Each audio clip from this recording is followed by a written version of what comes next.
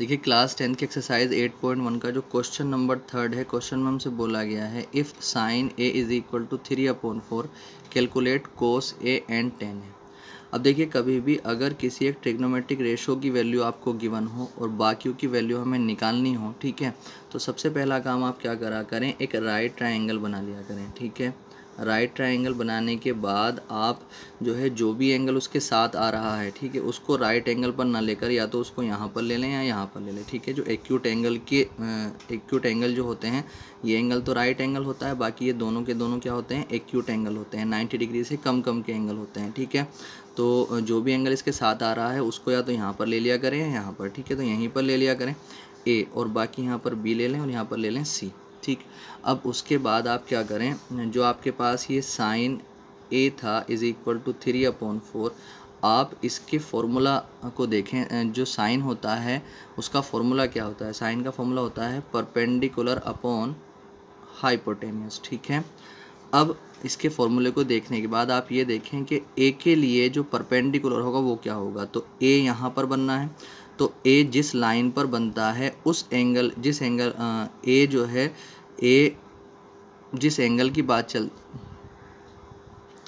जिस एंगल की बात चलती है, हमारे पास एंगल ए की बात चल रही है, तो जिस एंगल की बात चलती है उसके सामने वाली जो लाइन होती है वो हमेशा उसके लिए परपेंडिकुलर होती है। तो एंगल ए की बात चल रही है तो जो परपेंडिकुलर होगा वो क्या होगा, ए के लिए बी सी। ठीक है, और हाइपोटेनस तो 90 डिग्री के सामने वाली लाइन हो जाती है। ठीक, तो अगर हम यहाँ पर देखते हैं तो जो है ए के लिए परपेंडिकुलर होगा ये, तो यहाँ पर दे रखा था परपेंडिकुलर के यहाँ पे सामने कितना था 3, तो यहाँ पर 3 लगा करके आप इसके साथ के लगा लिया करें। ठीक है, अब आप क्या करें, हाइपोटेनस कितना था आपके पास यहाँ पर 4, तो इस हाइपोटेनस इसका कितना है AC, तो यहाँ पर 4 के साथ आप के लगा लिया करें। ठीक है, क्योंकि ये रेशो में गिवन है और रेशो को एग्जैक्ट वैल्यू में बदलने के लिए हमें किसी ना किसी कांस्टेंट को लेना पड़ता है, तो इसलिए यहाँ पर इनके साथ के आप लगा लिया करें।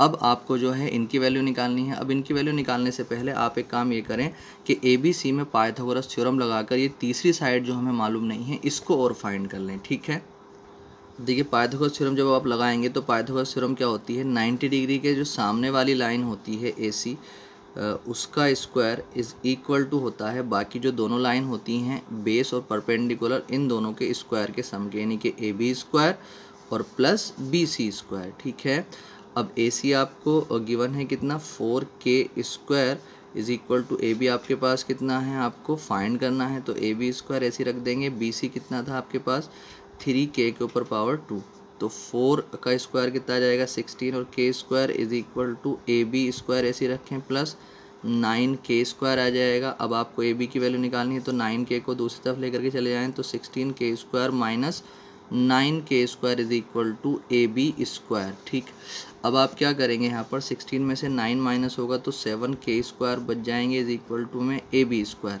तो आप AB को इधर लेना चाहें तो ले सकते हैं और ये 7K स्क्वायर इधर लिख लें आप। ठीक है, तो अगर आप AB के ऊपर से स्क्वायर हटाएंगे तो इस पूरे के ऊपर रूट आ जाएगा 7K स्क्वायर के ऊपर। ठीक है, √7 और K स्क्वायर का कितना आ जाएगा बाहर निकल करके K। ठीक है, तो AB इतना कितना आ चुका है √7K, तो ये कितना आ गया √7K। अब आपको क्या चीज़ निकालनी थी, कोस ए निकालना था आपको एक तो, और एक tan ए निकालना था। तो पहले कोस ए निकाल लें आप, तो जो इसका कोस ए है वो क्या होगा, कोस का फॉर्मूला जो होता है वो क्या होता है, बेस अपॉन हाइपोटेनियस।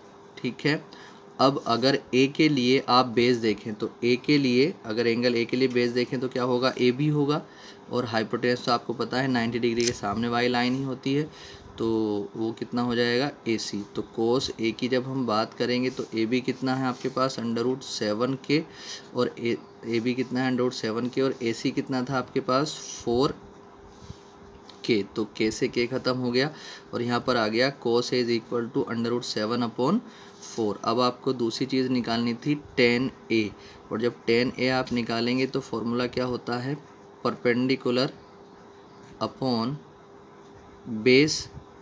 अब ए के लिए परपेंडिकुलर क्या होगा, जिस एंगल की बात करते हैं उसके सामने वाली लाइन परपेंडिकुलर होती है, तो यानी कि BC हो जाएगा, और जो बेस हो जाएगा वो कितना हो जाएगा AB।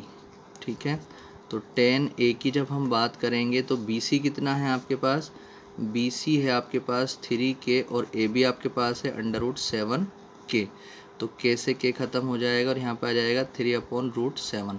तो आप जो है tan a की वैल्यू यहाँ पर भी छोड़ सकते हैं, और अगर आपको इसको रैशनलाइज करना है, नहीं अपॉन से रूट को हटाना है, तो आप √7/√7 भी कर सकते हैं। 3 की √7 से करेंगे 3√7 आ जाएगा, और 7 की 7 से करेंगे तो कितना, √7 की √7 से करेंगे तो रूट हट जाता है। जब एक जैसे वाले की रूट वाले की मल्टीप्लाई करते हैं तो उसका रूट हट जाता है। ये इसका आंसर आ जाएगा।